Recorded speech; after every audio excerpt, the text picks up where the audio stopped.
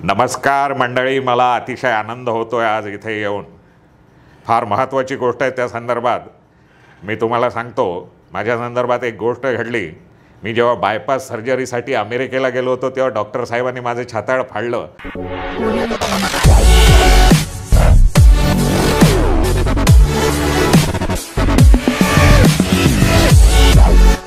नमस्कार रसिक मित्रांनो, नमस्कार मित्रांनो. मी प्राध्यापक राजेंद्र देशमुख, आपला होस्ट, मल्हार कम्युनिकेशन्स प्रस्तुत हॉबी डू बी डू अर्थात एक तरी छंद असावा हे ब्रीद घेऊन लोकप्रियतेच्या शिखराकडे वाटचाल करणारे आपल्या संवाद कट्ट्याचे आजचे स्पीकर, आजचे गेस्ट आहेत एक सृजनशील, संवेदनशील, उपक्रमशील असे रंगकर्मी की जे मुळजी जेठा महाविद्यालय ज्याला आपण MJ कॉलेज असं सुद्धा म्हणतो, खानदेशातील ख्यातकीर्त असं महाविद्यालय, आणि त्या महाविद्यालयामध्ये लिपिक पदावरती गेल्या 25 वर्षांपासून गणेश सोनार हे सेवारत आहेत. आणि आज त्यांना या ठिकाणी संवाद कट्ट्यावर बोलवण्याचं आणि त्यांची जर्नी आपल्याला जी ऐकवायची आहे त्याचं कारण, त्याचं प्रयोजन मित्रांनो असं आहे की एकीकडे नोकरी सांभाळत नाट्यकलेची सुद्धा आवड, तो छंद त्यांनी जोपासलेला आहे गेल्या काही वर्षांपासून, आणि एक अमिट अशी छाप अभिनयाच्या माध्यमातून त्यांनी निर्माण केलेली आहे. आणि मित्रांनो, आजचा आपला विषय आहे अभिनयात गती, जीवनात प्रगती, एपिसोड क्रमांक 207. स्वागत करूया गणेश सोनार यांचं. गणेशजी, आमच्या मल्हारच्या अख्ख्या टीमच्या वतीनं आपले मनापासून स्वागत करतो. धन्यवाद. मला सांगा, अभिनयात गती, जीवनात प्रगती, अर्थातच नाट्यकला. जीवनात छंद असला पाहिजे, कुठली तरी कला असली पाहिजे, ती अवगत असली पाहिजे, म्हणजे एक नेम फेम सगळं आपसुकच येतं, नाही का? बरोबर. तर ही नाट्यकलेची आवड ही बालपणापासून की कसं, कुठल्या आयुष्याच्या नेमक्या कोणत्या टप्प्यावर? कसं असतं, प्रत्येकाला अभिनयात करावसा वाटतच असतो. म्हणजे नाही, मराठी माणूस म्हटलं म्हणजे नाटक आणि अभिनय या गोष्टी त्याला आधीपासूनच खुणावत असतात लहानपणापासून. पण पाहायला गेलं तर मी खूप अतिशय बुजरा होतो, अतिशय शाय. 4 लोकात बोलावं कसं, काय कसं संभाषण करावं याचीसुद्धा खूप भीती वाटायची. घरात पाहुणे आले की आम्ही बाहेर जायचो. बरं असं सगळं हे असायचं. पण मग असं झालं की अंगात म्हणजे कुठंतरी हे होतं की आपल्याला हे करायचं आहे, पण कसं करावं. पण 11वीत गेल्यानंतर मित्र मिळाले, आणि एक मित्र होता माझा शीतल जोशी नावाचा. तर त्याने मला सांगितलं, अरे एक पेपरात जाहिरात आली पथनाट्यात काम करण्यासाठी, करशील का? मग आम्ही तिथं गेलो 2 जण, आणि ती जाहिरात दिली होती विनोद ढगे, जे आपल्या जळगावाचे ख्यातकीर्त असे पथनाट्य कलाकार आहेत आणि शाहीर आहेत, शाहीर परिषदेचेही ते कार्यवाहक आहेत. तर त्यांच्या त्या पथनाट्यात आम्ही सामील झालो. आणि पथनाट्य म्हणजे मुळात स्टेजवर कधी आलो नव्हतो, 4 चौघात बोललो नव्हतो, पण त्यांनी अचानक पथनाट्यात उभं केलं, उभं राहा म्हटले. आणि असं आहे, काही करायचं नाही, फक्त सोबत टाळ्या वाजवायच्या आहे, आणि नंतर एक छोटासा रोल आहे, तो तुला फक्त ते 2 डायलॉग म्हणायचे.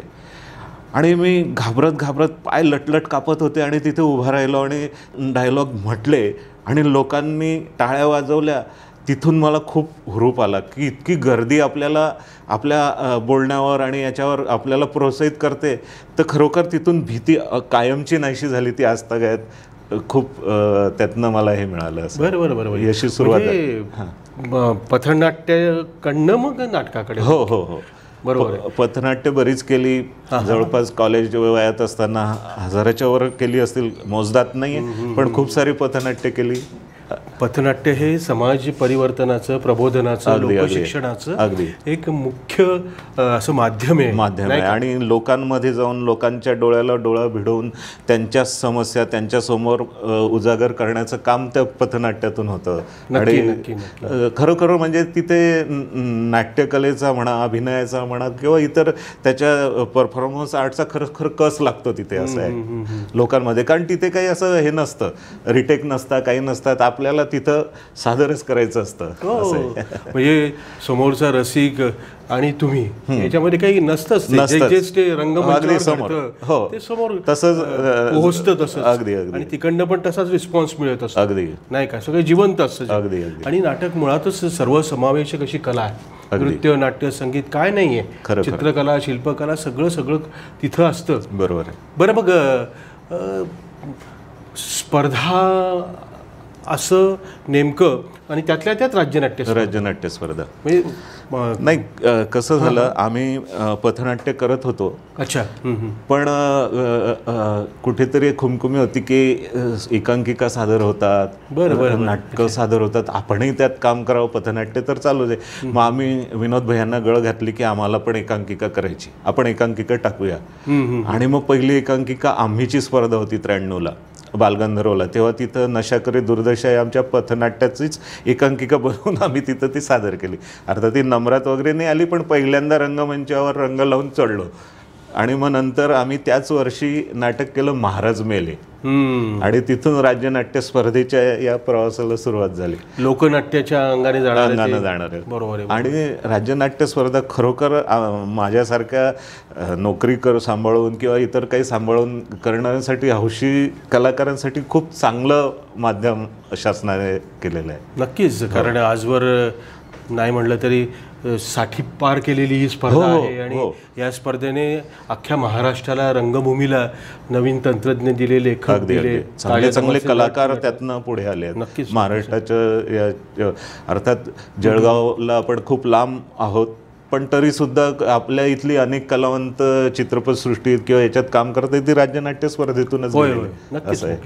बरं, मग गणेशजी, व्यक्तिमत्व विकासासाठी नाट्यकला आणि ते करत असताना सुद्धा आपल्याला कुठेतरी तपासणं, आजमावणं, त्यासाठी स्पर्धा, आणि मग त्यासाठी योग्य गुरूंचं मार्गदर्शन, हे सगळं असं होत असताना काही म्हणजे काय असतं की हौशी रंगकर्मी 1-2-3 एकांकिका नाटकं झाली, नाव झालं का, पेपरमध्ये छापून आलं वगैरे वगैरे, की मग बस बन चुके. पण तुमच्या बाबतीत एक परिपक्वता जी आहे आणि पाय जमिनीवर असणं, हा जो मुद्दा आहे तो सगळ्यांच्या बाबतीत प्रामुख्याने होत नाही. तर हे कसं शक्य झालं की आजूबाजूचा भोवताल मित्रमंडळी, मुळात असं आहे की आतून तुम्हाला वाटलं नाही, नाटकच हे सर्व काही शिकवत असतं, पण त्यातनं आपण कसं घ्यायचं आणि काय घ्यायचं हा फार महत्त्वाचा मुद्दा आहे. कारण नाटकच आपल्याला जीवन शिकवत असतो आणि जीवन आपण नाटकात आणत असतो. कारण नाटक करताना आपल्याला आपलं मर्यादा कळतात, आपल्या क्षमता कळतात. आता माझी मर्यादा म्हणाल तर खरं सांगू का, तर मी कॉलेजच्या एका कॅम्पसमध्ये वाढलेला आहे, आणि कॅम्पसमध्ये माझे बाबा तिथं नोकरीला होते, आणि आमच्यासोबत राहणारं असं कुठलंही कुटुंब नव्हतं, मी आणि माझा भाऊ. त्याच्यामुळे फार लोकांशी संबंध नाही, मुलांशी संबंध नाही, मित्र नव्हते. 11वी-12वीपर्यंत कोणी मित्र नाही. त्याच्यामुळे मी असा एक ॲबनॉर्मल सारखा म्हणाल तरी चालेल. म्हणजे कोणी मला म्हटलं अरे फार छान, तर मी खूप एक्साइटेड, थँक्यू असं माझ्यातून ते येतं. आणि या सगळ्या गोष्टीला लोक हसतात सुद्धा, कारण हे आपसूक घडतं, नॅचरली लोक हसतात, मला जाणवतं ते. आणि पण हे एक ॲबनॉर्मल म्हणाल किंवा काही म्हणाल, पण असं काही हे आलंच नाही माझ्यात की आपण खूप काही हवं किंवा खूप काही असलं पाहिजे असं. पण नाटकच आपल्याला ते शिकवतं. आणि हे सगळं करत असताना वडील तिथं होते कॉलेजमध्ये, तर कॉलेजमध्ये एकांकिका स्पर्धेची तयारी चालायची जिमखान्यामध्ये. साधारण म्हणजे मी तेव्हा 10-11 वर्षाचा असेल, 83-84चा काळ, 85चा काळ असा होता. आणि त्यावेळेला खूप चांगल्या नाटकाच्या टीम MJ कॉलेजच्या होत्या तेव्हा त्यांनी पुरुषोत्तम करंड काढलं वगैरे त्यावेळेची तर ते सगळं पाहून मी ते नाटक पुढे शिकलो किंवा त्याचं माझ्यावर हे झाले. असं अनेक कलावंत होते, राजेंद्र मनसुटे असतील, महेश जोशी असतील, असे अनेक कलावंत. नूतन मराठ्याची नाटकं आमच्या कॉलेजला झालेली आहेत, त्या एकांकिका पाहिजे. असं सगळं याच्यातून उभं राहिलो आणि काहीतरी करावं आणि याच्यातून करण्याचा एक ध्यास घेतला.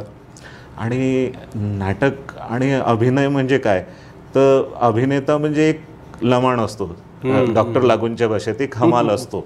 लेखकाचे शब्द प्रेक्षकांपर्यंत त्या हमालाने पोचवायचे असतात, किंवा एक प्रिझम असतो. म्हणजे लेखकाने जो प्रकाश दिलेला असतो त्याला सप्तरंगात प्रेक्षकांसमोर उलगडून दाखवायचं, हे त्याचं काम असतं. पण आपण योग्य जागी असलो तरच तो प्रकाश पोचेल, आपण योग्य आकारात प्रिझम असलो तरच तो सप्तरंग लोकांना पोचतील आणि भावतील, असंच हे सगळं हे. आणि असं एक होतं. अगदी महत्त्वाचं तुम्ही सांगतायत. आणि ही समज आणि उमज ही कलाकारामध्ये नक्की असली पाहिजे.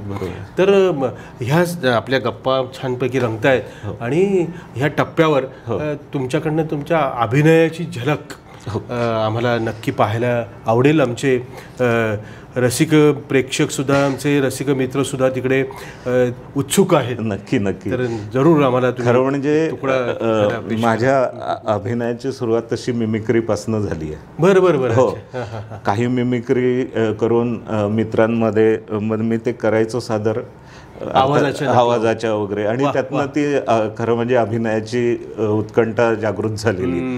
तर ती त्यातला काही भाग पथनाट्य तसं. हो तसं. आणि तुमच्या बाबतीत पशुपक्ष्यांचे आवाज वगैरे पण. हो, पशुपक्ष्यां म्हणजे आपण मुळात उत्क्रांत त्यांच्यापासून झालोय, तसंच माझंही झालं असेल. आणि हे मिमिक्री येत गेली आणि ती सादर करण्याची, आणि तसंच आपण नाटक हे ते एक प्रकारची नकलच असते, ती अभिनय म्हणजे मुळाकडे नेण्याची प्रक्रिया. बस असं तर ती एक मी तुम्हाला दाखवतो. आमच्या कॉलेजच्या कॅम्पसमध्ये खूप सारे पक्षी होते. बरं बरं. त्याचा एक आयोरा म्हणून, सुभग म्हणतात त्याला मराठीमध्ये, आयोरा पक्षी, त्याचा एक आवाज तुम्हाला ऐकवतो. वा, जरूर.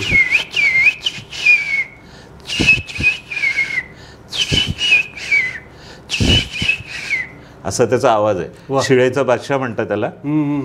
त्याच्यानंतर वाघ आहे. वाघाचा प्रियेला प्रणयराधन करताना ती हाक देण्याचा तो आवाज आहे. आऊ आऊ आऊ. आणि हा आवाज म्हणजे खरं म्हणजे पशुपक्ष्यांपासून आवाजाचंही शिकायचं असतं. आता नाटकात म्हटलं जातं की आपण आवाज पोटातनं काढला पाहिजे, बरोबर आहे. तर तो पोटातनं आपण बघतो नॅशनल जिओग्राफिकवर, ते प्राणी जेव्हा आवाज काढतात त्यांचं पोट आपसूक आत जातं. तर तसं प्राण्यांकडून आपल्याला ते शिकता येतं, आणि आपला डायफ्राम जो ॲक्टिव्ह करता येतो. जसं आता कबुतराचा आवाज असं करतो, आपला डायफ्राम त्याच्यातनं ॲक्टिव्ह होतो. तर तसा तो आवाज आता मी तुम्हाला एक मिमिक्रीची झलक दाखवतो. जरूर. आपल्या जळगावचे लाडके माजी आमदार सुरेशदादा जैन. नमस्कार मंडळी, मला अतिशय आनंद होतोय आज इथे येऊन. फार महत्त्वाची गोष्ट आहे, त्या संदर्भात मी तुम्हाला सांगतो. माझ्या संदर्भात एक गोष्ट घडली. मी जेव्हा बायपास सर्जरीसाठी अमेरिकेला गेलो होतो, तेव्हा डॉक्टर साहेबांनी माझं छाताळ फाडलं आणि माझं हृदय बाहेर काढलं. तेव्हा मी डॉक्टर साहेबांना म्हणालो, डॉक्टर साहेब मला एक आरसा द्या, मला माझं हृदय पाहायचं आहे. तेव्हा डॉक्टर साहेबांनी मला आरसा दिला. तेव्हा त्यात दिसली मला माझ्या मतदारसंघातील बंधू आणि भगिनी. वा वा वा वा. आणि आपले शरदचंद्रजी पवार. अतिशय महत्त्वाची गोष्ट अशी आहे की नाट्यकला ही फार सुंदर कला आहे. त्यातनं माणूस घडत असतो, नाटक शिकत असतो, नाटक करत असतो. पण राजकारणामध्ये बऱ्याचदा नाटक उपयोगी पडत असतं. असे शरदचंद्रजी पवार आहे. वा वा वा वा. नंतर अमिताभ बच्चन आहे. सारे जमीन हिंदुस्तान, अस्सलाम वालेकुम, मेरा नाम बादशाह खान है. इश्क मेरा मजहब, मोहब्बत मेरा ईमान. मोहब्बत जिसके लिए शीरी और लैला के नाम फूलों की खुशबू बन गए, जिसके लिए फराद ने पहाड़ों का सीना चीर कर दूध की नहर बहा दी, जिसके लिए मजनू ने सेहराओं की खाक छानी और आज भी जिंदा है तारीख बनकर, उसी मोहब्बत के लिए काबुल का ये पठान हिंदुस्तान से मोहब्बत की खैर मांगने आया है. आजमाइश कड़ी है, इम्तिहान मुश्किल है, लेकिन हौसला बुलंद है. जीत हमेशा मोहब्बत की हुई है, सदियों से यही होता आया है, यही होगा.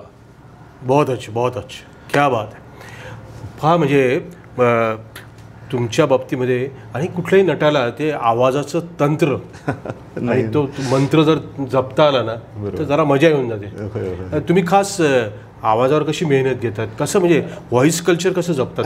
ॲक्च्युली असं झालं की आम्ही म्हणजे आपले ज्येष्ठ नाट्यकर्मी चिंतामण पाटील सर आहेत, तर त्यांनी नटसम्राट नाटक बसवायला सुरुवात केली. मी असा फारसा काही चांगला कलावंत नाही आहे आपल्या लोकांच्या ह्याच्यात सांगायचं तर, फारसा असा मोठा काही कलावंत. तर ते नाटक बसवायला घेतलं आणि त्यांनी सांगितलं की नटसम्राटचा रोल तुला करायचा. अनेकांच्या भुवया उंचावल्या, अरे या माणसाला स्टेजवर उभं राहता येत नाही, हा काय करेल असं तसं. आणि मग ते सगळी आमची रिहर्सलची सुरुवात झाली आणि नटसम्राटचे ते पल्लेदार डायलॉग वगैरे सगळं असं सुरू झालं. हो हो. आणि माझं ॲक्टिंग करण्याचं असं आहे की मी जेव्हा आपली रिहर्सल असते तेव्हा मी काहीच करत नाही, म्हणजे शिकत असतो की तो भूमिका कशी करायची किंवा काय. तर असं काही सगळंच ओतून आपण पहिल्याच याच्यात देत नसतो, ते आधी आपण हे कर. तर तसं सुरुवात केली. मग आजूबाजू कलावंत मला पाहायला लागलं, अरे काय चालू आहे असं तसं, याचे डायलॉग तर असे प्रॉपर येत नाही. मग माझं मला वाटायला लागलं की अरे इथं काहीतरी आपली गल्लत होते. मग मी आवाजाच्या याच्यावर भर दिला. तसा आवाजाचा बेस होता नॅचरली, पण मग त्याला आवाज पोटातून काढणं, आतून काढणं, हे मी सरांना विचारलं कसं आहे किंवा काही त्याच्या संदर्भातलं हे पाहिलं. आणि ती मी रोज सकाळी त्याचा रियाज करायला सुरुवात केली, खर्चचा रियाज करायला सुरुवात केली. आणि खर्चच्या रियाजाने म्हणा किंवा आवाजाच्या प्रॅक्टिसने म्हणा खूप आपला आवाज सुधारतो. अगदी ज्याला आवाजाचा बेस नसेल त्याचासुद्धा आवाज खूप चांगला होतो. आता मोहन आगाशेंचं खूप उत्तम उदाहरण आहे. मोहन आगाशेंच्या आवाजाला बेस नव्हता सुरुवातीला, किंवा बेस नसलेला म्हणजे जो आवाज असतो तसा सामान्य माणसासारखा त्यांचा आवाज होता. पण त्यांनी त्या आवाजाला बेस देऊन त्या आवाजाला हे करून त्यांनी खूप चांगलं अभिनय क्षेत्रात केलं. तर ते मला खूप प्रेरणा देऊन गेलं आणि मी त्याच्यात त्याचे प्रयत्न केले. सगळ्यात महत्वाचं पैकीचा तो आत्माच आहे. अगदी अगदी वाचिक अभिनय खूप महत्वाचा आहे. अगदी फार महत्वाचा. आणि वाचिक अभिनयासाठी तर खास पारितोषिक सुद्धा असतं. अगदी अगदी. बरं, मग तुमचं पथनाट्य, हो, पशुपक्ष्यांचे आवाज, नकला, मोठ्या मोठ्या लोकांचे, राजकीय मंडळींचे, अभिनेत्यांचे, नेत्यांचे आवाज वगैरे, तुम्ही ते सगळे त्यात तुमचं नाव झालं. अभिनेता म्हणून सुद्धा तुम्हाला आता चांगल्यापैकी लोक ओळखायला लागलेले आहेत. आणि स्पर्धेने पण बऱ्यापैकी तुम्हाला एक कॉन्फिडन्स अगदी अगदी अगदी दिलेला आहे.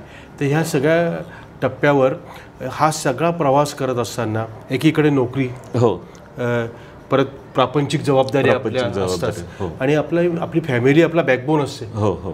तर काय सांगाल फॅमिली सपोर्टच्या बाबतीत? नाही, सर्वात महत्त्वाचं आहे. कारण कुठलाही माणूस कुठल्या क्षेत्रात जर पुढे जाणार असेल तर त्याला फॅमिलीचा पुश नसेल तर ते शक्यच नाही होत. मग ते आपले आईवडील असतील, बायको असेल, मुलं असतील, अगदी लहान आपली मुलंसुद्धा आपल्याला खूप काही सपोर्ट देऊन जात असतात. तर माझ्या घरून पण तेच झालं. खरं पाहायला गेलं तर सुरुवातीला वडिलांचा एवढा सपोर्ट नव्हता, पण आईला बऱ्यापैकी माहिती होतं की याला याच्यात आवड आहे तर याला हे करू द्यावं. मी अभ्यासात फार काही पुढे नव्हतो, पण आईला वाटायचं की याच्यातून तरी हा काहीतरी करेल, आणि हा एक लाजरा बुजरा आहे, हा कोणासमोरही जायला घाबरतो, तर कदाचित यातनं तरी पुढे जाईल, म्हणून ती मला प्रोत्साहन द्यायची. आणि पुढे चालून लग्न झालं तसं माझं अभिनयाचं हे सुटलेलं होतं त्या काळात.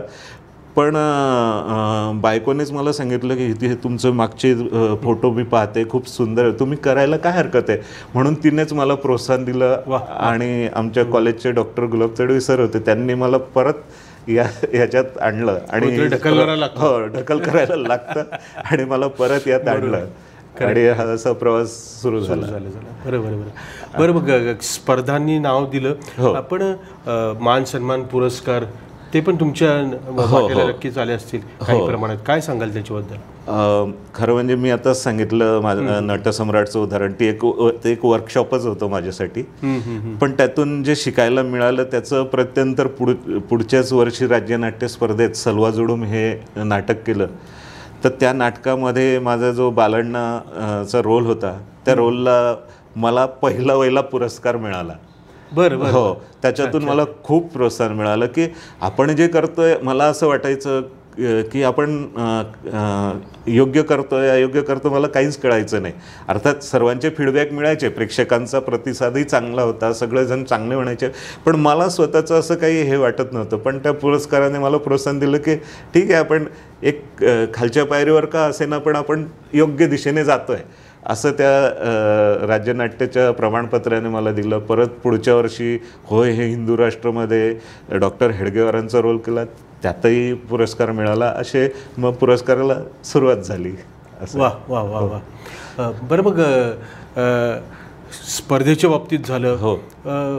मला एक सांगा हो. की उत्तम अभिनेता होण्यासाठी, चांगला अभिनय जमण्यासाठी, जसं तुम्ही म्हणालात की शाब्दिक किंवा वाचिक अभिनय याच्यावर सगळं तो भर असतोच, पण त्याच्या अपार्ट फ्रॉम दॅट निरीक्षण शक्ती, तत्सम गुण पण लागतात. कुठल्या कुठल्या क्वालिटीज असल्या पाहिजे? सर्वात महत्त्वाचं असतं की आपल्याला लहान मूल होऊन हे सगळं पाहिलं पाहिजे. म्हणजे ती जिज्ञासा पाहिजे, आवड पाहिजे, आणि हे सगळं पाहत असताना आपण स्वतःला विसरलं पाहिजे की आपण खूप काही मोठं आहोत किंवा काही आहोत. अहंकार हा बाजूला ठेवून जर आपण लहान मुलाच्या गुणग्राहकतेने जर आपण ते घेतलं, बरं, जसं आता आपण बस स्टँडवर सुद्धा गेलो किंवा बसस्टँडवर गेलो तर तिथे आपल्याला अनेक चेहरे दिसतात, अनेक माणसं त्यांचा व्यवहार करताना जाणवतात, पण त्या प्रत्येकाचं जर आपण पृथक्करण केलं त्याच्या स्वभावाचं तर आपल्याला जाणून येतं की हा असाच का वागतोय, हा असाच का चालतोय.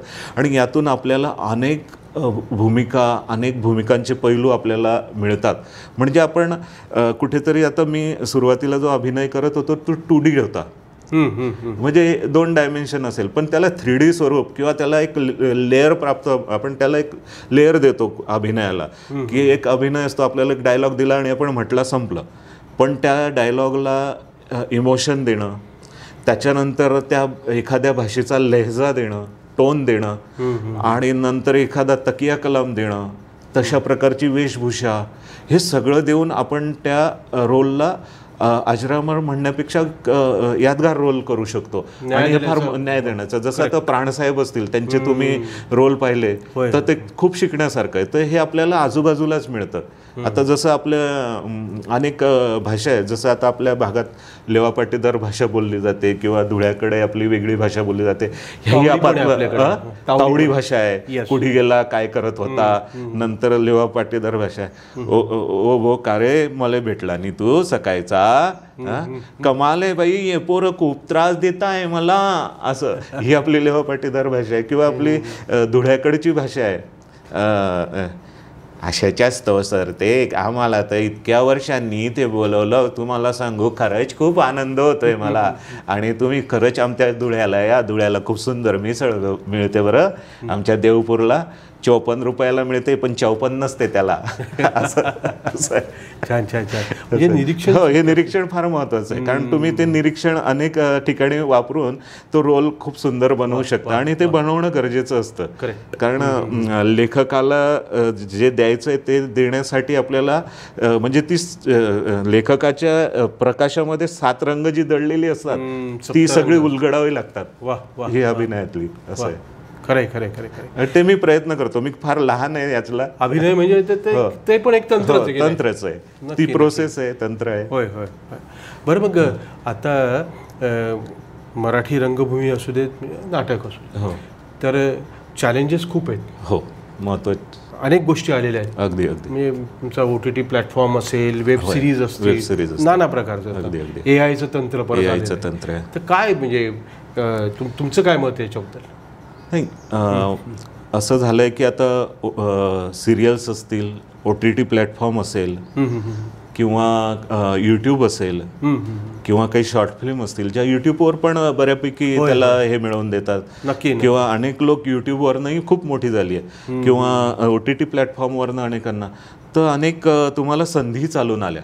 जसा सिनेमा एकीकडे आपल्याला संपताना वाटतोय की ते क्षेत्र कुठेतरी मागे चाललंय, जसं संगीत नाटक कधीकडे मागे गेलं किंवा नाटकाला, पण त्यालाही प्रेक्षक मिळतोय. तसाच चित्रपट आला तर लोक जातात चित्रपटगृहात, आणि या प्लॅटफॉर्ममधूनही अनेक कलाकार घडत आहेत, अनेक कलाकारांना क्षेत्र मिळत आहे. पण आताचा जो AI प्लॅटफॉर्म आहे हा कुठेतरी भीती दाखवतोय कलाकाराला, की आपण केलं. आता बघाल तुम्ही की अनेक लोकांचं मागचे काही रशेस हे करून त्यांच्या संवाद, तर त्याच्यातून नवीन काही बनवलं जातं. तर त्या कलाकारांनी कधी ते काम केलेलं नसेल ते सुद्धा दाखवता येतं त्या यातून. तर त्याच्यातून कुठेतरी कलाकाराचं एकदाच घेऊन त्याला पैसे देऊन मोकळा केला म्हणजे तो संपला असं नको व्हायला त्या तंत्रज्ञानातून. अशी धोके पण आहे किंवा काही नवीन संधीही चालून येतील कदाचित, अशी आशा करूया. खूप चांगलं त्याच्यातनं म्हणजे OTT मधनं किंवा ऑनलाईन पण खूप चांगलं संधी मिळत आहेत असं आहे. बरं, मग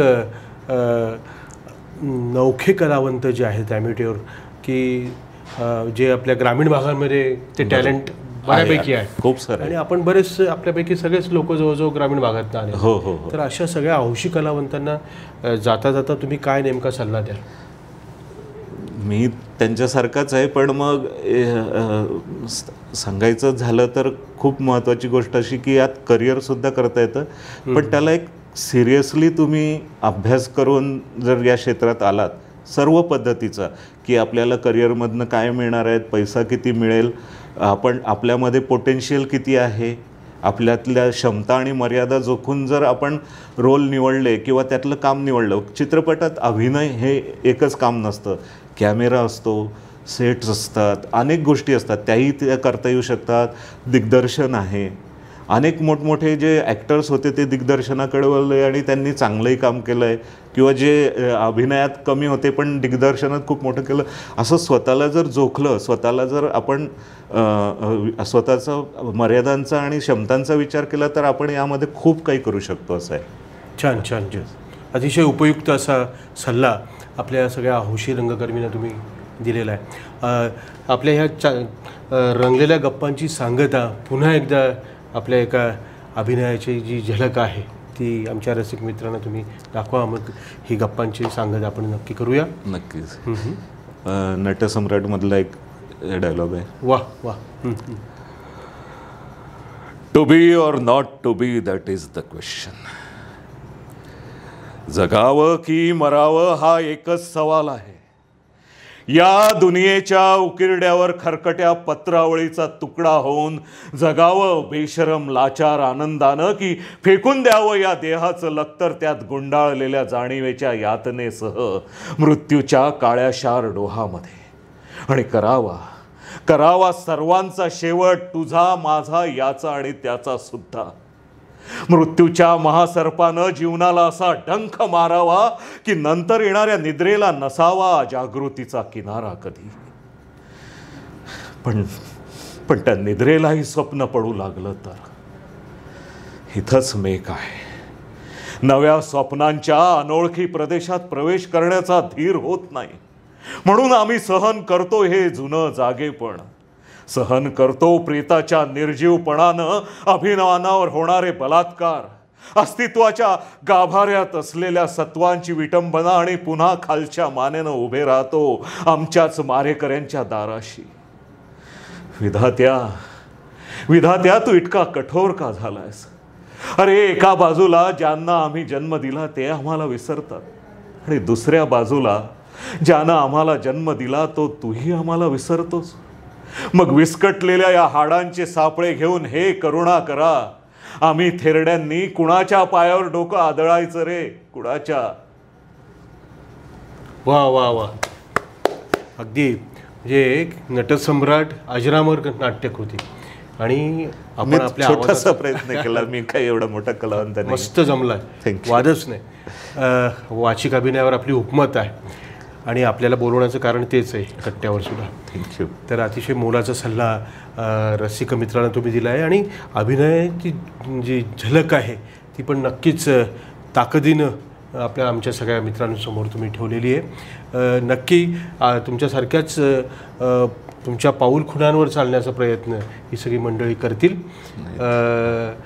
पुन्हा तुमच्या बकेट लिस्टमध्ये जे काही तुमचे संकल्प असतील ते पूर्ण होत, कारण अभिनयात गती, जीवनात प्रगती ही काही अंशी आपण साध्य केलेली आहे, उत्तरोत्तर अशीच प्रगती या माध्यमातून, कारण अभिनयाचा मार्ग हा नाटकाकडून सिनेमाकडे सुद्धा जातो. बरोबर. तर ते सुद्धा तुमच्याकडे ते क्षेत्रसुद्धा तुम्ही पादाक्रांत करावं अशी तुम्हाला आमच्या अख्ख्या मल्हारच्या टीमच्या वतीनं मी शुभेच्छा देतो आणि संवाद कट्ट्यावर आल्याबद्दल आपलं आभारही व्यक्त करतो. धन्यवाद.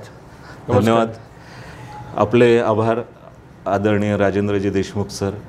आणि या हॉबी डुबी डू या माध्यमातून आपण अनेक कलावंतांना जगासमोर आणतात. आम्ही तर जंगल में मोर नाचा किसने देखा असं काहीतरी असतं, पण आम्हाला देखील आपण जगासमोर आणता.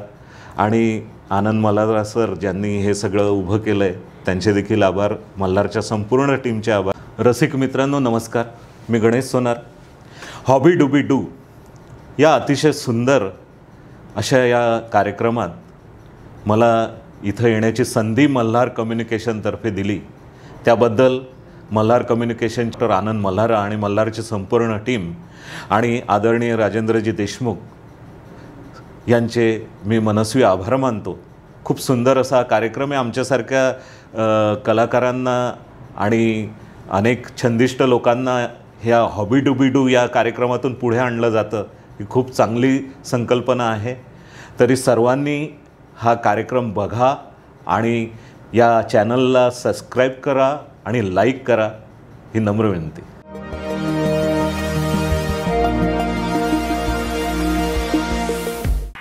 Audio Jungle.